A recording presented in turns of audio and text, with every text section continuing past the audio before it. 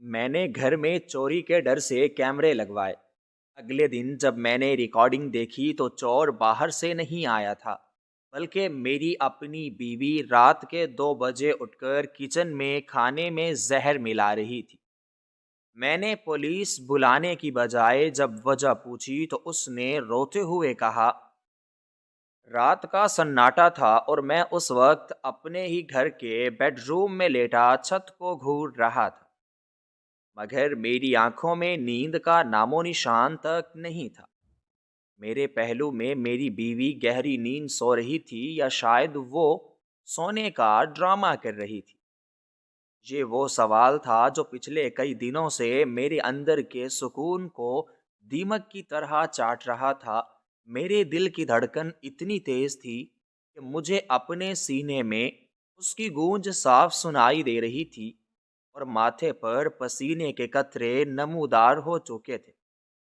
حالانکہ کمرے کا سکون پرسکون اور ٹھنڈا تھا، مگر میرے اندر شک اور خوف کی ایک ایسی آگ جل رہی تھی جو مجھے کسی پل چین نہیں لینے دے رہی تھی۔ مجھے یاد ہے کہ یہ سب کیسے شروع ہوا تھا، جب مجھے گھر میں چھوٹی موٹی چیزوں کے غائب ہونے یا اپنی جگہ سے ہلے ہونے کا احساس ہوا تھا۔ کبھی مجھے لگتا کہ رات کے اندھیرے میں کوئی چل رہا ہے، کبھی کچن سے برتنوں کے کھڑکنے کی آوازیں آتی، اور جب میں اٹھ کر دیکھتا تو وہاں کوئی نہ ہوتا، سب کچھ اپنی جگہ پر موجود ہوتا، مگر ہوا میں ایک عجیب سی اجنبیت تیر رہی ہوتی تھی۔ میرے دوستوں نے کہا تھا کہ یہ میرا وہم ہے، شاید کام کی زیادتی اور تھکاوٹ کی وجہ سے میرا دماغ خالی آوازیں سن رہا ہے، مگر میں جانتا تھا کہ میں پاگل نہیں ہوں۔ میری چھٹی حس مجھے مسلسل خبردار کر رہی تھی کہ کچھ تو غلط ہے، کچھ ایسا ہے جو میری نظروں سے اوجھل ہے، اور اسی بے چینی نے مجھے وہ قدم اٹھانے پر مجبور کر دیا تھا جو عام حالات میں کبھی نہ اٹھاتا۔ میں نے اپنی بیوی اور گھر والوں سے چھپ کر گھر کے اہم مقامات پر خفیہ کیمرے نصب کروا دیے تھے، خاص طور پر کچن اور لاؤنج میں، کیونکہ مجھے شک تھا کہ جو بھی رات کو آتا ہے اس کا راستہ وہیں سے گزرتا ہے۔ آج وہ پہلی رات تھی جب میں نے یہ ریکارڈنگ چیک کرنی تھی۔ میرے پاس رکھا ہوا لیپ ٹاپ بند تھا، مگر اس کا سیاہ وجود مجھے اپنی طرف کھینچ رہا تھا، جیسے وہ چیخ چیخ کر کہہ رہا ہو کہ آؤ اور دیکھ لو کہ تمہارے وہم کی حقیقت کیا ہے۔ میرے ہاتھ کانپ رہے تھے اور حلق میں کانٹے چبھ رہے تھے۔ میں نے بڑی احتیاط کے ساتھ اپنے بستر سے اٹھنے کی کوشش کی تاکہ میری بیوی کی آنکھ نہ لگ جائے۔ میں نے اس کی طرف دیکھا، وہ بظاہر بہت پرسکون لگ رہی تھی۔ اس کے چہرے پر معصومیت، وہی معصومیت جس پر میں نے اپنی زندگی واری تھی، مگر آج میرے دل میں یہ خیال آیا کہ کیا یہ معصومیت اصلی ہے یا یہ بھی کوئی نقاب ہے۔ میں نے سر چھٹک دیا اور دبے پاؤں کمرے کے کونے میں رکھی میز کی طرف بڑھ گیا جہاں میرا لیپ ٹاپ موجود تھا۔ میں نے کرسی پر بیٹھ کر ایک گہرا سانس لیا، اور لیپ ٹاپ کی سکرین روشنی کی نیلی روشنی اندھیرے کمرے میں پھیلی تو میری آنکھیں چندی آ گئیں، مگر میں نے پلکیں جھپکائے بغیر پاسورڈ ٹائپ کیا اور اس فولڈر کو کھولا جس میں گزشتہ رات کی ویڈیوز محفوظ تھیں۔ میرا دل کہہ رہا تھا کہ زاہد مت دیکھو، شاید تم وہ برداشت نہ کر سکو جو تم دیکھنے والے ہو، مگر میرا دماغ حقیقت جاننے کے لیے بازد تھا۔ میں نے وہ ویڈیو پلیئر کھولا اور ٹائم لائن کو رات کے 2 بجے پر سیٹ کر دیا، کیونکہ یہی وہ وقت تھا جب میری آنکھ اکثر کسی آہٹ سے کھل جایا کرتی تھی۔ سکرین پر کچن کا منظر ابھرا۔ کیمرے کی نائٹ ویژن ٹیکنالوجی کی وجہ سے سب کچھ سبز اور سرمئی رنگوں میں دکھائی دے رہا تھا۔ کچن خالی تھا، وہاں مکمل سناٹا تھا، مگر فریج کی مدھم لائٹ فرش پر ایک لکیر بنا رہی تھی۔ میں سانس روکے سکرین کو گھورتا رہا۔ 1 منٹ گزرا، 2 منٹ گزرے، مگر کچھ نہیں ہوا۔ مجھے لگا کہ شاید آج بھی میرا شک غلط ثابت ہوگا اور میں خوشی خوشی اپنی بے وقوفی پر ہنسوں گا، مگر پھر اچانک سکرین کے دائیں جانب کچھ حرکت ہوئی، میرے جسم کا رواں رواں کھڑا ہو گیا۔ میں نے سکرین کے قریب ہو کر دیکھا تو کچن کے دروازے پر ایک سایہ نمودار ہوا۔ یہ سایہ آہستہ آہستہ آگے بڑھ رہا تھا۔ اس کا انداز بہت محتاط تھا، جیسے اسے ڈر ہو کہ کوئی جاگ نہ جائے۔ میں نے سوچا کہ یہ یقیناً کوئی چور ہوگا، کوئی ایسا شخص جو دیوار پھلانگ کر اندر آیا ہے۔ میں نے غور سے دیکھا تاکہ اس کا چہرہ پہچان سکوں، مگر جب وہ سایہ روشنی میں آیا تو میرے پیروں تلے سے زمین نکل گئی۔ مجھے اپنی بصارت پر شک ہونے لگا۔ میں نے آنکھیں مل کر دوبارہ دیکھا، مگر حقیقت نہیں بدلی تھی۔ وہ کوئی چور نہیں تھا، وہ کوئی ڈاکو نہیں تھا، وہ کوئی اجنبی دشمن نہیں تھا، وہ تو شازیہ تھی، میری اپنی بیوی، وہ عورت جسے میں نے ہمیشہ اپنی طاقت سمجھا تھا۔ وہ رات کے اس پہر چوروں کی طرح دبے پاؤں کچن میں کیا کر رہی تھی؟ اس کے چہرے پر ہوائیاں اڑی ہوئی تھیں اور وہ بار بار مڑ کر پیچھے دیکھ رہی تھی، جیسے اسے ڈر ہو کہ میں اسے دیکھ نہ لوں۔ اس نے اپنے پیروں میں جوتے نہیں پہنے تھے تاکہ چلنے کی آواز پیدا نہ ہو، اور اس کا دوپٹہ اس کے گرد سختی سے لپٹا ہوا تھا۔ میرا دماغ چکرا گیا۔ میں سوچنے لگا کہ شاید اسے بھوک لگی ہوگی یا پیاس لگی ہوگی، لیکن اس کے چہرے کے تاثرات کچھ اور ہی کہانی سنا رہے تھے۔ اس کی آنکھوں میں خوف اور عزم کی ملی جلی کیفیت تھی۔ وہ سیدھی کچن کے اس حصے کی طرف گئی جہاں ہم راشن اور مثالیں رکھتے تھے۔ میں نے دیکھا کہ اس نے کانپتے ہاتھوں سے اوپر والی الماری کھولی اور برتنوں کو ہٹانا شروع کیا۔ وہ کچھ ڈھونڈ رہی تھی، کچھ ایسا جو اس نے وہاں بہت چھپا کر رکھا تھا۔ میرا دل ڈوبنے لگا کہ آخر میرے گھر میں کیا چل رہا ہے، میری بیوی مجھ سے کیا چھپا رہی ہے۔ آخر کار اس نے مسالہ جات کے ڈبوں کے پیچھے سے ایک چھوٹی سی شیشی نکالی۔ یہ شیشی عام دوائیوں جیسی نہیں تھی، اس پر کوئی نام یا لیبل نہیں تھا، اور وہ دیکھنے میں کافی پرانی لگ رہی تھی۔ اس شیشی کو دیکھتے ہی میرے ذہن میں خوفناک وسوسے پیدا ہونے لگے۔ کیا یہ کوئی زہر ہے، یا کوئی کالا جادو ہے، یا کوئی نشہ آور دوا؟ مجھے اچانک یاد آیا کہ پچھلے کچھ عرصے سے میری طبیعت ناساز رہتی تھی، مجھے چکر آتے تھے، پیٹ میں عجیب سا درد رہتا تھا۔ ڈاکٹرز بھی اس کی وجہ سمجھ نہیں پا رہے تھے۔ تو کیا یہ سب سازیہ کی وجہ سے تھا؟ کیا وہ مجھے آہستہ آہستہ مار رہی تھی؟ یہ سوچ آتے ہی مجھے لگا جیسے کسی نے میرے سینے میں خنجر گھونپ دیا ہو۔ میں اپنی جگہ پر جم کر رہ گیا تھا۔ ویڈیو میں شازیہ نے وہ شیشی مٹھی میں دبائی اور پھر کچن کاؤنٹر پر رکھے ہوئے پانی کے جگ کی طرف مڑی۔ یہ وہی جگ تھا جو میں روزانہ صبح اٹھ کر پیتا تھا اور دن بھر اسی میں سے پانی کو استعمال کرتا تھا۔ میری آنکھوں کے سامنے اندھیرا چھانے لگا۔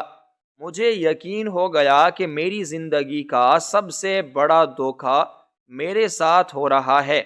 شازیہ کے ہاتھ لرز رہے تھے۔ اس نے بڑی مشکل سے اس شیشی کا ڈھکن کھولا۔ اس دوران اس کی نظریں مسلسل کچن کے دروازے پر جمی تھیں کہ کہیں کوئی آ نہ جائے۔ میں سکرین پر چیخنا چاہتا تھا، میں اسے روکنا چاہتا تھا، مگر میں بے بس تھا، کیونکہ یہ تو ریکارڈنگ تھی، جو کچھ ہونا تھا وہ ہو چکا تھا۔ میں نے دیکھا کہ اس نے شیشی کو جگ کے اوپر کیا اور اسے تھوڑا سا ٹیڑھا کر دیا۔ شیشی سے ایک گاڑھا اور عجیب سا مایا قطرہ قطرہ کر کے پانی میں گرنے لگا۔ وہ مایا پانی میں گھلتا جا رہا تھا، جیسے میری زندگی میں موت گھولی جا رہی ہو۔ ہر گزرتا ہوا قطرہ میرے بھروسے، میرے ایمان اور میری محبت کو چکنا چور کر رہا تھا۔ میں سوچ بھی نہیں سکتا تھا کہ جس عورت کے ساتھ میں نے جینے مرنے کی قسمیں کھائی تھیں، وہ اس حد تک گر سکتی ہے۔ کہ مجھے جان سے مارنے کی کوشش کرے۔ میرے ذہن میں ہزاروں قسم کے سوال آ رہے تھے کہ آخر کیوں؟ میں نے اسے کبھی کوئی دکھ دیا تھا کیا؟ میں نے اس کی کوئی خواہش پوری نہیں کی تھی؟ یا اس کی زندگی میں کوئی اور آ گیا تھا جس کے لیے وہ مجھے راستے سے ہٹانا چاہتی تھی؟ ویڈیو چلتی رہی اور میں پتھر کا بت بنا دیکھتا رہا کہ کس طرح میری شریک حیات میرے قتل کا سامان کر رہی تھی۔ اس کے چہرے پر ایک عجب سی صفاقی تھی جو میں نے پہلے کبھی نہیں دیکھی تھی۔ اس شیشی کا مواد ختم ہونے کو تھا، مگر وہ ابھی بھی اس بات کو یقینی بنا رہی تھی کہ آخری قطرہ بھی جگ میں چلا جائے۔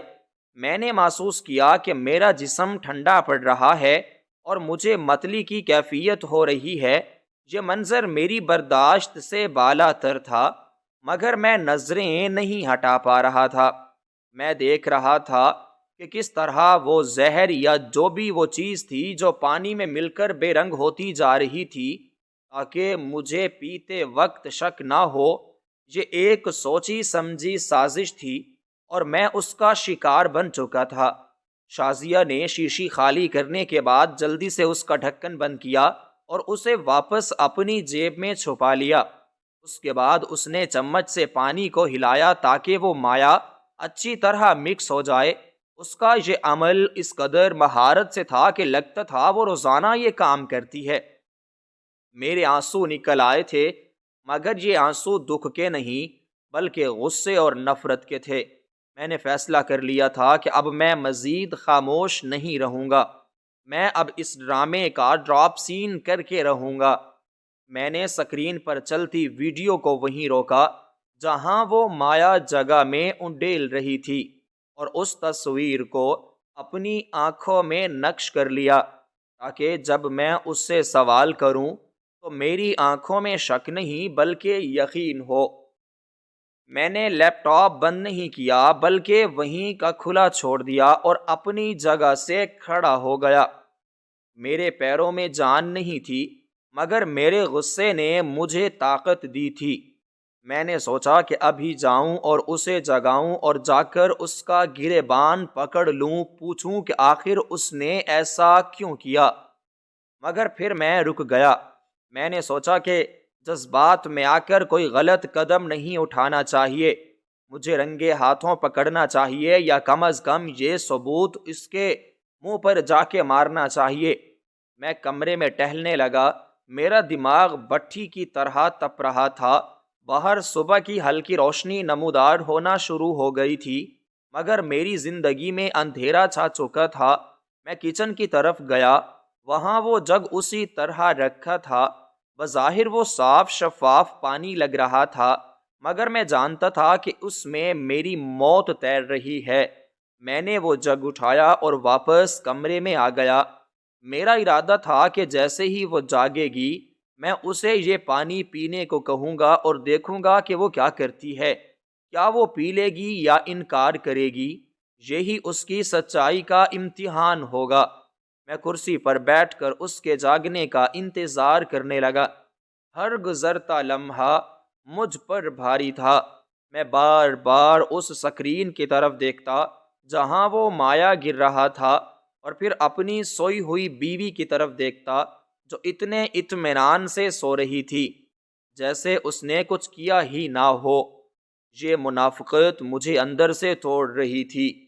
میں نے زندگی میں بہت سے لوگوں پر اعتبار کیا تھا اور دھوکہ کھایا تھا، مگر یہ دھوکہ سب سے بڑا تھا کیونکہ یہ اس انسان نے دیا تھا جو میرا لباس تھا، جو میرا سکون تھا۔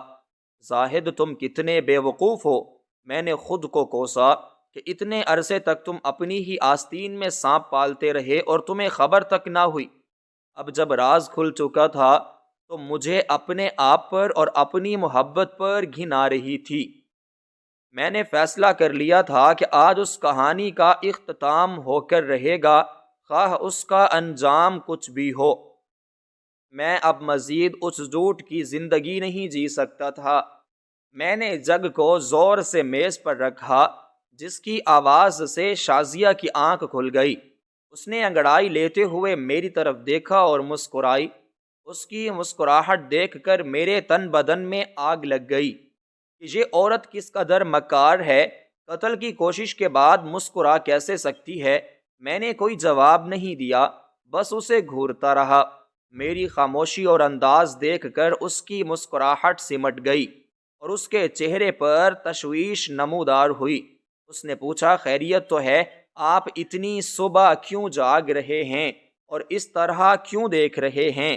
میں نے اس کے سوال کا جواب دینے کی بجائے لیپ ٹاپ کی سکرین اس کی طرف موڑ دی اور ویڈیو پلے کر دی۔ اس کی نظریں جیسے ہی سکرین پر پڑیں تو اس کا رنگ فق ہو گیا۔ وہ بستر سے اٹھ بیٹھی اور خوف زدہ نظروں سے کبھی مجھے اور کبھی سکرین کو دیکھنے لگی۔ میں نے ٹھنڈے اور سپاٹ لہجے میں اس سے کہا کہ مجھے بتاؤ یہ کیا ہے اور تم اس جگ میں کیا ملا رہی تھی؟ میری آواز میں اتنی سختی تھی کہ وہ کانپ گئی، لیکن اس وقت میری نظروں میں صرف وہ منظر گھوم رہا تھا جس میں وہ مایا جگ میں انڈیل رہی تھی۔ شازیہ کی نظریں جیسے ہی اس روشن سکرین پر جمی، اس کے چہرے سے خون نچڑ گیا اور وہ کسی بے جان مورتی کی طرح ساکت ہو گئی۔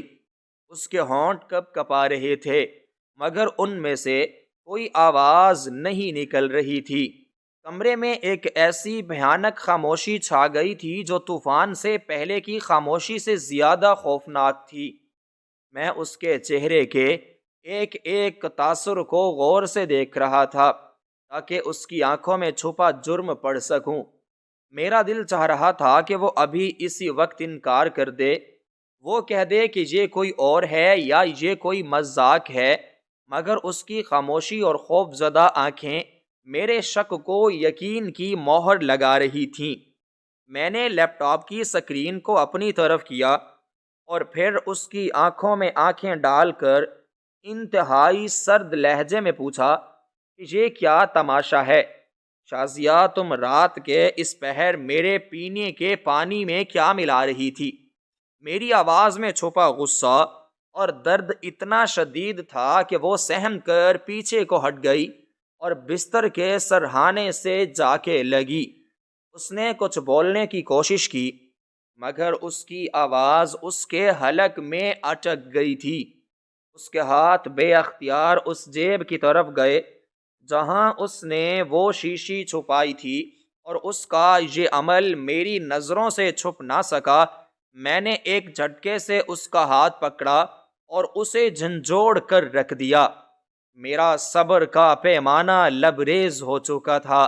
میں نے چیخ کر کہا کہ مجھے بتاؤ ورنہ میں بھول جاؤں گا کہ تم میری بیوی ہو، میں بھول جاؤں گا کہ ہمارا کوئی رشتہ بھی ہے۔ اس نے روتے ہوئے کہا کہ آپ تو غلط سمجھ رہے ہیں زاہد، خدا کے لیے میری بات سنیں، میں آپ کو نقصان نہیں پہنچانا چاہتی تھی مگر میں اس کی کسی بات پر یقین کرنے کو بالکل تیار نہیں تھا کیونکہ میں اپنی آنکھوں سے اسے زہر ملاتے ہوئے دیکھ چکا تھا۔ میں نے اسے چھوڑا اور غصے سے کمرے میں چکر لگانے لگا۔ میرے دماغ میں گزشتہ چند ماہ کی تمام تکالیف ایک فلم کی طرح چلنے لگی۔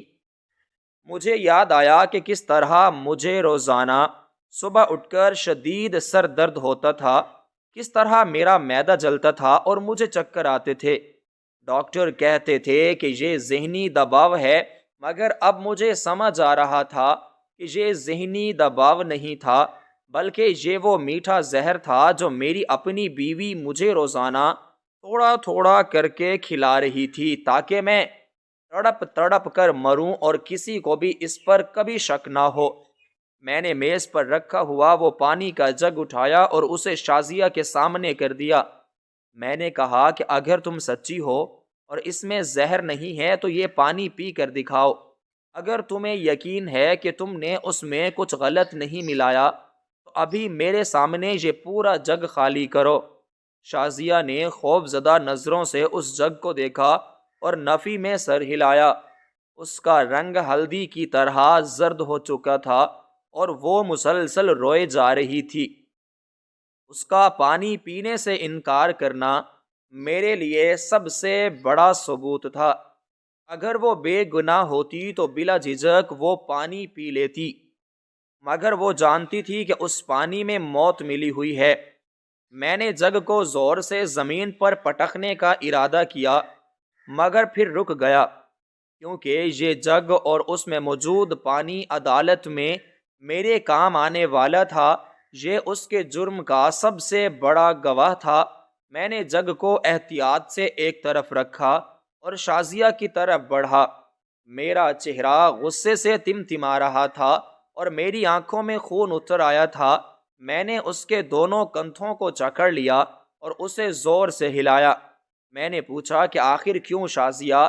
میں نے تم سے کیا مانگا تھا؟ صرف سکون اور محبت، اور تم نے مجھے کیا دیا؟ دھوکا اور موت۔ تم کس کے لیے یہ سب کر رہی ہو؟ کیا کوئی اور ہے تمہاری زندگی میں جس کی خاطر تم مجھے راستے سے ہٹانا چاہتی ہو، یا میری جائیداد اور دولت نے تمہاری آنکھوں پر پٹی باندھ دی ہے؟ بولو، مجھے جواب چاہیے۔ اس نے روتے ہوئے کہا کہ نہیں زاہد، ایسا کچھ نہیں ہے۔ خدا گواہ ہے کہ میں نے کبھی آپ کے بارے میں برا نہیں سوچا۔ کوئی اور نہیں ہے میری زندگی میں، آپ ہی سب کچھ ہیں۔ میں نے طنزیہ ہنستے ہوئے کہا کہ اگر میں ہی سب کچھ ہوں تو پھر یہ رات کے اندھیرے میں چھپ کر وار کیوں؟ یہ سازش کیوں؟ اگر تمہیں مجھ سے چھٹکارا چاہیے تھا تو بتا دیتی، میں خود تمہاری زندگی سے چلا جاتا۔ تمہیں زہر دینے کی کیا ضرورت تھی؟ اس نے میرے پاؤں پکڑ لیے اور گڑ گڑانے لگی کہ میری بات تو سن لیں، مجھے صفائی کا موقع دیں۔ مگر میں اس کی کوئی بھی جھوٹی کہانی کو سننے کے موڈ میں نہیں تھا۔ میرا دل کر رہا تھا کہ میں پولیس کو بلاؤں اور اسے ان کے حوالے کر دوں، تاکہ وہ اس سے اگلوا سکیں کہ اس نے یہ زہر کہاں سے لیا اور کب سے مجھے دے رہی ہے۔ میں نے اپنا موبائل فون اٹھایا اور نمبر ملانے لگا۔ شازیہ نے جب یہ دیکھا تو وہ پاگلوں کی طرح میری طرف لپکی اور میرا ہاتھ پکڑ لیا۔ اس نے منت کرتے ہوئے کہا کہ خوددارا، پولیس کو مت بلائیں، گھر کی عزت گھر میں رہنے دیں، لوگ کیا کہیں گے، تماشا بن جائے گا۔ میں نے اسے دھکا دیا اور کہا کہ تماشا تو تم بنا چکی ہو شازیہ۔ عزت کا خیال تمہیں تب آنا چاہیے تھا جب تم وہ زہر اس جگ میں اونڈیل رہی تھی۔ اب بہت دیر ہو چکی ہے، میں اب مزید تمہارے ساتھ ایک چھت کے نیچے نہیں رہ سکتا۔ مجھے ڈر لگتا ہے تم سے۔ میں کیسے سوؤں گا اس گھر میں جب مجھے پتا ہے کہ میرے برابر میں لیٹنے والی عورت میری قاتل ہے؟ اس نے پھر سے اپنی بات دہرائی کہ وہ زہر نہیں تھا۔ زاہد، یقین کریں کہ وہ آپ کی بھلائی کے لیے تھا۔ میں نے چیخ کر کہا کہ بکواس بند کرو۔ کیا بھلائی ہے زہر میں؟ کون سی بھلائی ہوتی ہے انسان کو مارنے میں؟ تم مجھے بے وقوف سمجھتی ہو کیا؟ تمہیں لگتا ہے کہ میں اندھا ہوں؟ میں نے سب کچھ دیکھا ہے۔ تمہارے ہاتھ کانپ رہے تھے، تم بار بار پیچھے مڑ کر دیکھ رہی تھی چوروں کی طرح۔ تم نے حرکت کی اور اب تم کہتی ہو کہ وہ بھلائی تھی۔ اس نے روتے ہوئے اپنا سر گھٹنوں میں دے دیا۔ اس کی حالت دیکھ کر میرے دل کے کسی کونے میں رحم پیدا ہونے لگا، مگر میں نے اسے سختی سے دبا دیا، کیونکہ رحم ہی انسان کو کمزور کرتا ہے اور میں کمزور نہیں پڑنا چاہتا تھا۔ میں جانتا تھا کہ یہ عورت بہت مکار ہے، یہ اپنے آنسوؤں کو ہتھیار کے طور پر استعمال کر رہی ہے تاکہ میں پگھل جاؤں اور اسے معاف کر دوں۔ لیکن میں نے فیصلہ کر لیا تھا کہ اب میں دھوکے میں نہیں آؤں گا۔ میں نے اس سے کہا کہ وہ شیشی نکالو جو تم نے اپنی جیب میں چھپائی ہے، میں دیکھنا چاہتا ہوں کہ اس میں کیا ہے اور کس حکیم یا ڈاکٹر نے تمہیں یہ نسخہ دیا ہے میرے مارنے کا۔ اس نے اپنی جیب پر ہاتھ رکھا اور پیچھے کو ہٹنے لگی۔ اس کا یہ عمل مجھے مزید مشتعل کر رہا تھا۔ میں اس کی طرف بڑھا اور زبردستی اس کی جیب سے وہ شیشی نکالنے کی کوشش کرنے لگا۔ ہمارے درمیان ایک عجیب سی کشمکش شروع ہو گئی۔ وہ خود کو بچا رہی تھی اور میں اس سے وہ ثبوت چھیننے کی کوشش کر رہا تھا۔ اس چھینا چھپٹی میں اس کا دوپٹہ گر گیا اور اس کی قمیض کی آستین پھٹ گئی، مگر مجھے کوئی پرواہ نہیں تھی۔ میری نظریں صرف اس کی جیب پر تھیں۔ آخر کار میں نے اس کا ہاتھ مروڑ کر وہ شیشی نکال ہی لی تھی۔ وہ ایک چھوٹی سی شیشی تھی جس پر کوئی نام نہیں لکھا تھا اور اس میں ابھی بھی چند قطرے باقی تھے۔ میں نے اسے روشنی میں کر کے دیکھا۔ وہ ایک گاڑھا اور بدبودار مایع تھا جس کی بو سونگھتے ہی مجھے متلی ہونے لگی۔ میں نے شازیہ کی طرف دیکھا جو اب فرش پر نڈھال پڑی تھی اور اس کا سانس پھول چکا تھا۔ میں نے کہا کہ یہ کیا؟ وہ امرت دھارا جو تم مجھے پلا رہی تھی، شرم نہیں آتی تمہیں؟ میں نے تمہیں سر کا تاج بنایا، تم نے مجھے پاؤں کی دھول سمجھا۔ میں نے تمہیں اس گھر کی ملکہ بنایا اور تم نے مجھے اس گھر سے نکالنے کی سازش کی۔ میں تمہیں کبھی معاف نہیں کروں گا شازیہ، کبھی نہیں۔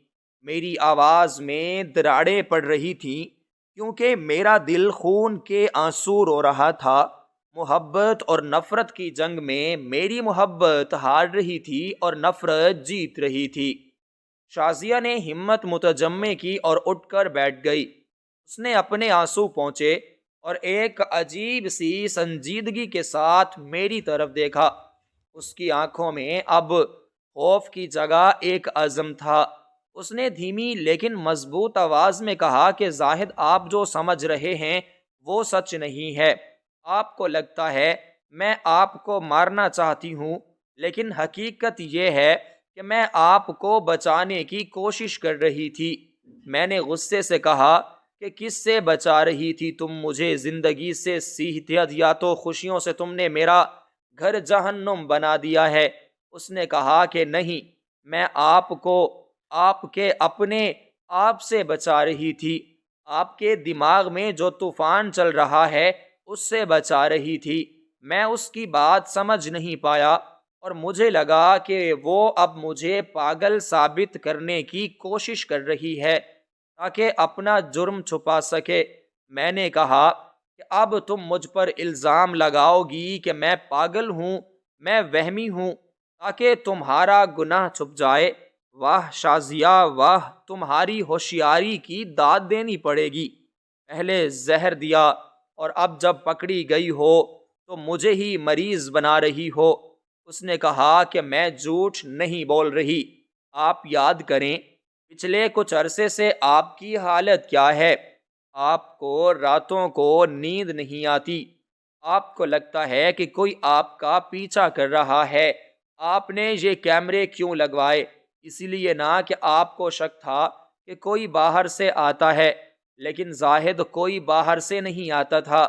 یہ سب آپ کے دماغ کا کھیل تھا اور میں اسی کھیل کو ختم کرنے کے لیے یہ سب کر رہی تھی۔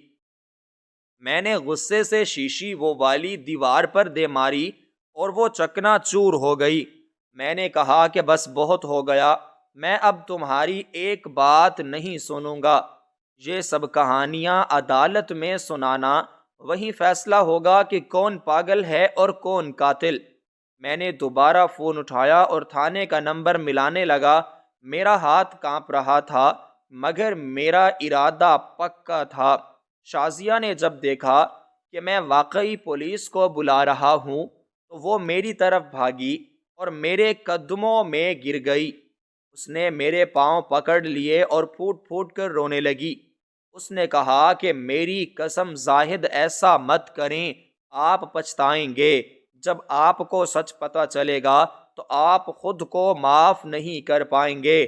میں صرف آپ کی زندگی واپس لانا چاہتی تھی۔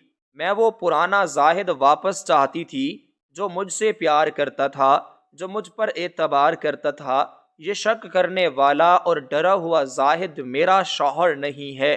میں نے اس کی بات سن کر ایک لمحے کے لیے توقف کیا۔ اس کے لہجے میں جو درد تھا وہ بناوٹ نہیں ہو سکتا تھا۔ اس کی آنکھوں میں جو سچائی تھی وہ جھٹلائی نہیں جا سکتی تھی۔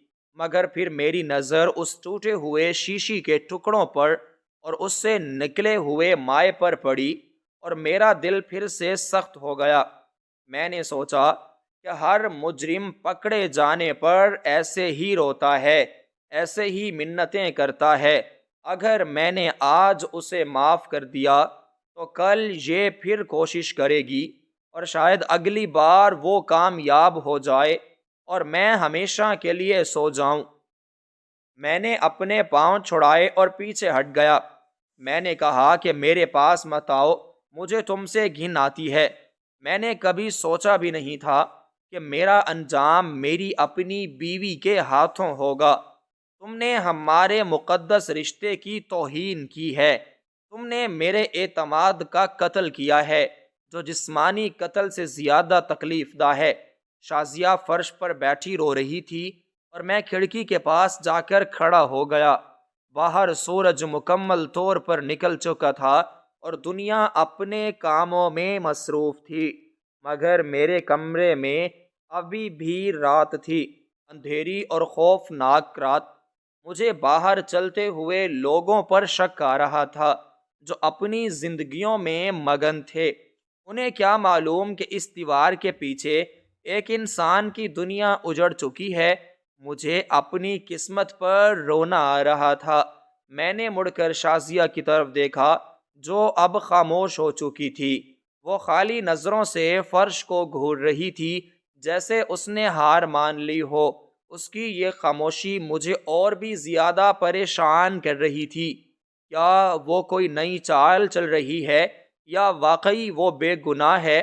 میرے اندر ایک کشمکش چل رہی تھی۔ ایک آواز کہہ رہی تھی کہ وہ قاتل ہے، اسے سزا دو۔ دوسری آواز کہہ رہی تھی کہ شاید وہ سچ بول رہی ہو، شاید کوئی ایسی بات ہے جو میں نہیں جانتا۔ مگر عقل کہہ رہی تھی کہ آنکھوں دیکھا کبھی جھوٹ نہیں ہوتا، کیمرے کی ریکارڈنگ جھوٹ نہیں بول سکتی۔ اس میں صاف نظر آ رہا تھا کہ وہ کچھ ملا رہی تھی اور چھپ کر ملا رہی تھی۔ یہ چھپانا ہی اس کے جرم کی دلیل تھی۔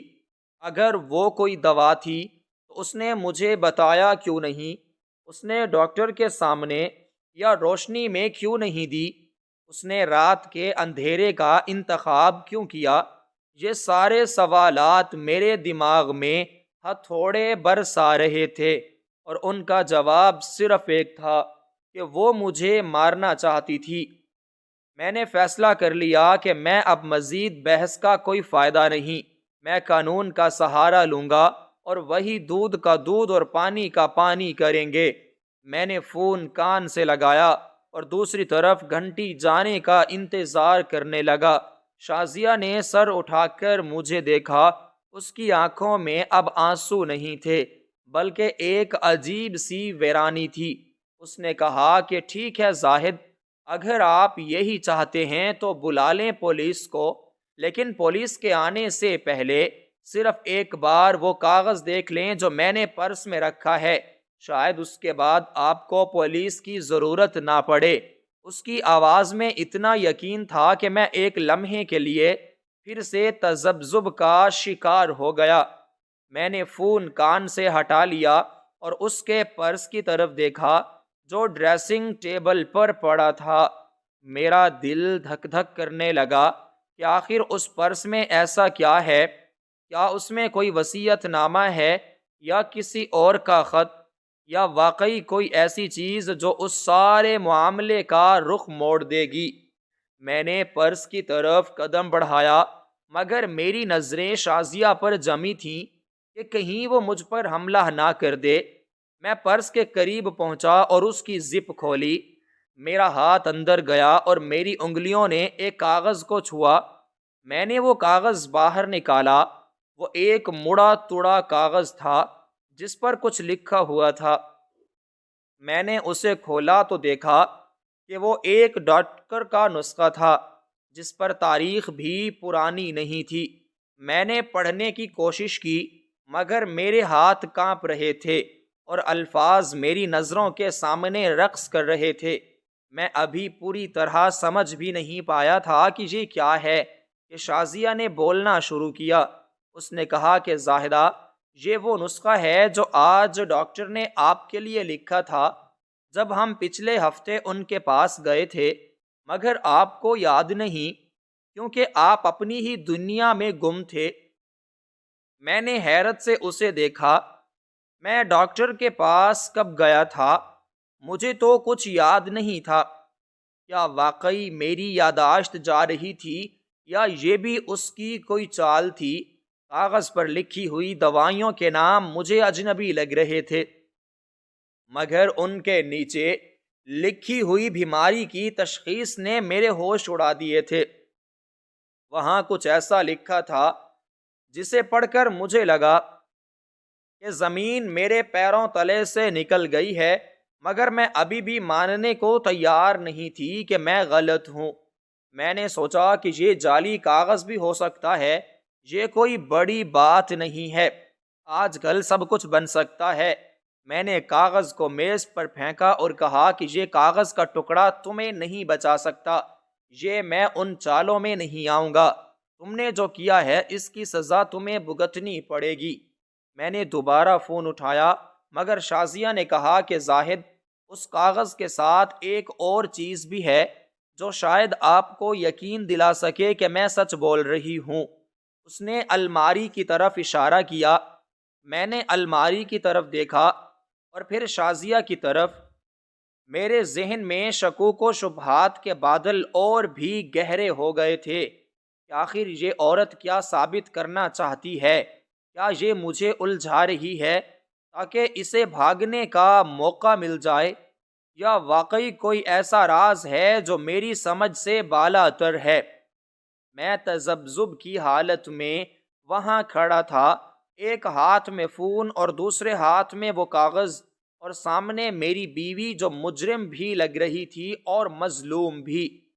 یہ لمحہ میری زندگی کا سب سے کٹھن لمحہ تھا، جہاں مجھے اپنے حواس اور اپنے جذبات کے درمیان فیصلہ کرنا تھا، اور میں فیصلہ کرنے سے قاصر تھا۔ میں تذبذب اور کشمکش کی اس دلدل میں تھنستا جا رہا تھا جہاں ایک طرف میرا شک تھا، دوسری طرف میری بیوی کی وہ پر امید نظریں جو مجھے الماری کی طرف دیکھنے کی دعوت دے رہی تھیں۔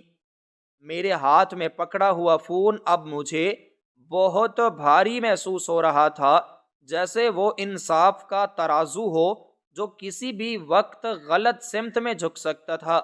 شازیہ کی آنکھوں میں جو یقین تھا، اس نے میرے اندر کے طوفان کو ایک لمحے کے لیے تھام لیا تھا۔ میں نے سوچا کہ اگر میں پولیس کو بلا لوں گا تو شاید واپسی کا کوئی راستہ نہ بچے، لیکن اگر میں اس کی بات مان کر ایک بار الماری دیکھ لوں تو شاید حقیقت کچھ اور نکل آئے۔ میں نے آہستہ آہستہ قدم اٹھائے اور الماری کی طرف بڑھا۔ میرا دل اتنی زور سے دھڑک رہا تھا کہ مجھے لگ رہا تھا کہ وہ پسلیاں توڑ کر باہر آ جائے گا۔ میں نے الماری کا دروازہ کھولا تو سامنے کپڑوں کے ڈھیر کے نیچے ایک پرانی فائل دبی ہوئی تھی۔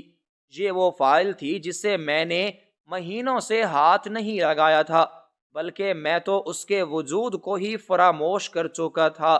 میں نے کانپتے ہاتھوں سے وہ فائل نکالی اور اسے کھولا۔ اس کے اندر ہسپتال کے کاغذات اور ٹیسٹوں کی رپورٹس موجود تھیں۔ میں نے پہلی رپورٹ اٹھائی اور اس پر لکھی تحریر پڑھنے کی کوشش کی۔ وہاں میرے نام کے ساتھ ایک ایسی بیماری کا نام لکھا تھا جسے پڑھتے ہی میرے ذہن میں دھماکہ سا ہوا۔ وہاں واضح الفاظ میں لکھا تھا کہ مریض شدید ذہنی دباؤ اور شکی مزاجی کے مرض میں مبتلا ہے، جسے طبی اصطلاح میں وہم کی بیماری کہا جاتا ہے۔ میں نے اپنی آنکھیں ملیں اور دوبارہ پڑھا۔ شاید میں غلط پڑھ رہا ہوں، مگر تحریر نہیں بدلی تھی۔ اس کے نیچے ڈاکٹر کی ہدایت لکھی تھی کہ مریض کو یہ خاص دوا روزانہ دینی ہے، ورنہ اس کی حالت بگڑ کر پاگل پن تک جا سکتی ہے اور وہ اپنے ارد گرد کے لوگوں کو دشمن سمجھنے لگے گا۔ میں نے جلدی سے وہ نسخہ نکالا اور شازیہ نے مجھے دیا تھا اور اس پر لکھی دوا کا نام پڑھا۔ پھر میں نے شیشی پر پڑے ہوئے اس ٹوٹی ہوئی شیشی کے ٹکڑے کو اٹھایا جس پر سے لیبل کا کچھ حصہ ابھی بھی پڑھا جا سکتا تھا۔ دونوں نام ایک ہی تھے۔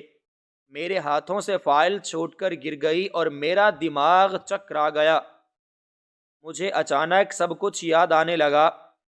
وہ دھن جو میرے دماغ پر چھائی ہوئی تھی چھوٹنے لگی۔ مجھے یاد آیا کہ ڈاکٹر نے مجھے کہا تھا کہ زاہد صاحب، آپ کے دماغ میں کیمیکل کا توازن بگڑ گیا ہے، جس کی وجہ سے آپ کو وہ چیزیں دکھائی اور سنائی دیتی ہیں وہ حقیقت میں نہیں ہوتی، اور آپ کو اپنے پیاروں پر بھی شک ہونے لگتا ہے۔ مجھے یاد آیا کہ میں نے غصے میں ڈاکٹر کو برا بھلا کہا ہے اور دوائیاں کھانے سے انکار کر دیا تھا کیونکہ مجھے لگتا تھا کہ وہ سب ملے ہوئے ہیں۔ مجھے یاد آیا کہ شازیہ نے کتنی منتیں کی تھیں مگر میں نے اس کی ایک بھی نہ سنی تھی، اور اب وہ چوری چھپے مجھے وہی دوائی دے رہی تھی تاکہ میرا دماغی توازن برقرار رہے اور میں کسی بڑے نقصان سے بچ جاؤں۔ وہ زہر نہیں تھا، وہ تو میری زندگی کی ڈور تھی جسے شازیہ نے ٹوٹنے سے بچایا ہوا تھا۔ میں نے مڑ کر شازیہ کی طرف دیکھا جو اب بھی فرش پر بیٹھی تھی۔ اس کا چہرہ آنسوؤں سے تر تھا مگر اس میں کوئی شکایت نہیں تھی۔ میں نے سوچا کہ یہ عورت کتنی عظیم ہے جس نے میرے ظلم، میرے شک اور میری بدتمیزی کو صرف اس لیے برداشت کیا کیونکہ وہ مجھ سے محبت کرتی تھی اور مجھے صحت مند دیکھنا چاہتی تھی۔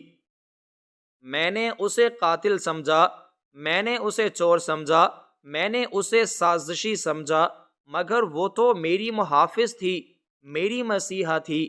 میرے اندر پچھتاوے کا ایسا لاوا پھٹا کہ میرا وجود پگھلنے لگا۔ مجھے اپنے آپ پر اتنی نفرت محسوس ہوئی کہ میرا جی چاہا زمین پھٹ جائے اور میں اس میں سما جاؤں۔ میں وہیں گھٹنوں کے بل بیٹھ گیا اور اپنے دونوں ہاتھوں میں اپنا سر تھام لیا۔ میری آنکھوں سے آنسوؤں کا سیلاب امنڈ آیا۔ میں وہ مرد جو کچھ دیر پہلے شیر بنا ہوا تھا اب ایک بچے کی طرح بلک بلک کر رو رہا تھا۔ شازیہ نے جب مجھے روتے ہوئے دیکھا وہ اپنی تکلیف بھول گئی اور گھسیٹتے ہوئے میرے پاس آئی۔ اس نے میرے کاندھے پر ہاتھ رکھا اور دھیمے لہجے میں کہا کہ زاہد روئیں مت، سب ٹھیک ہو جائے گا۔ میں نے سر اٹھا کر اس فرشتہ صفت عورت کو دیکھا اور کہا کہ مجھے معاف کر دو شازیہ، میں بہت برا انسان ہوں۔ میں نے تم پر شک کیا، میں نے تمہاری پاکیزگی پر کیچڑ اچھالا، میں نے تمہاری محبت کا صلہ نفرت سے دیا۔ میں اس قابل نہیں ہوں کہ تم مجھے معاف کرو، میں تو سزا کا حقدار ہوں۔ اس نے میرے آنسو پونچھے اور کہا کہ آپ برے نہیں ہیں زاہد، آپ بس بیمار ہیں، اور بیماری میں انسان کا اپنے اوپر اختیار نہیں رہتا۔ میں جانتی تھی کہ یہ آپ نہیں کر رہے بلکہ آپ کی بیماری کر رہی ہے، اس لیے میں نے کبھی آپ کی باتوں کا برا نہیں مانا۔ مجھے بس ڈر تھا کہ کہیں آپ خود کو یا کسی اور کو نقصان نہ پہنچا لیں، اس لیے میں نے یہ راستہ اختیار کیا تھا۔ اس کی باتیں سن کر میرا سر شرم سے مزید جھک گیا۔ میں نے سوچا کہ شاید کتنی بری بلا ہے، یہ ہنستے بستے گھر کو اجاڑ دیتا ہے، یہ انسان کی عقل پر پردہ ڈال دیتا ہے اور اسے اپنے ہی پیاروں کا دشمن بنا دیتا ہے۔ میں نے اپنی بیوی کو دشمن سمجھا کیونکہ میں نے اپنی عقل کی بجائے اپنے وہم کی بیماری کی پیروی کی۔ میں نے دیواروں پر کیمرے لگائے تاکہ میں چور کو پکڑ سکوں، مگر مجھے خبر نہ تھی کہ چور تو میرے اپنے دماغ کے اندر بیٹھا ہے جو میرا چین، میرا سکون اور میرا رشتہ چرا رہا تھا۔ میں نے شازیہ کے ہاتھ پکڑ لیے اور ان پر بوسہ دیا۔ میں نے عہد کیا کہ اب میں کبھی خود کو اس وہم کے حوالے نہیں کروں گا، میں اپنا علاج کرواؤں گا اور اس عورت کو وہ ساری خوشیاں دوں گا جو اس نے اس سے چھین لی تھیں۔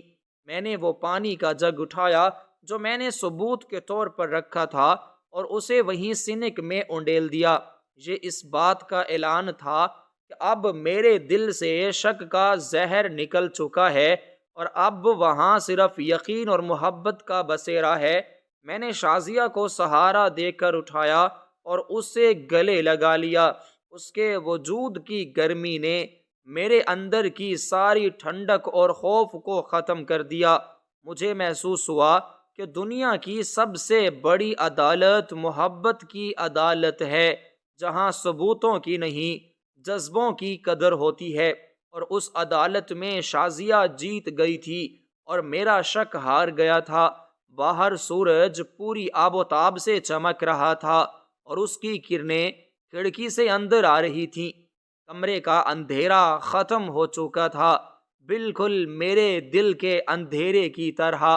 میں نے شازیہ سے کہا کہ چلو ڈاکٹر کے پاس چلتے ہیں، اب میں خود دوا کھاؤں گا، اور چھپ کر نہیں بلکہ تمہارے سامنے کھاؤں گا، کیونکہ اب مجھے زندگی سے پیار ہے اور اس پیار کی وجہ تم ہو۔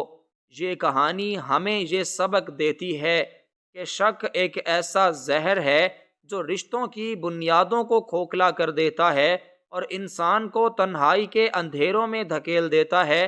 ہمیں اپنی آنکھوں پر بھی کبھی کبھی بھروسہ نہیں کرنا چاہیے، کیونکہ نظر کا دھوکہ بھی ہو سکتا ہے، لیکن دل کی آنکھ اور باہمی اعتماد کبھی دھوکہ نہیں دیتے۔ رشتوں میں شفافیت اور بات چیت بہت ضروری ہے۔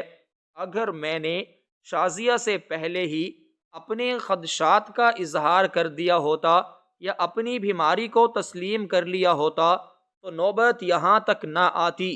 محبت کا تقاضا یہ ہے کہ ہم اپنے ساتھی پر یقین رکھیں اور مشکل وقت میں ایک دوسرے کا سہارا بنیں، نہ کہ ایک دوسرے کے لیے عذاب۔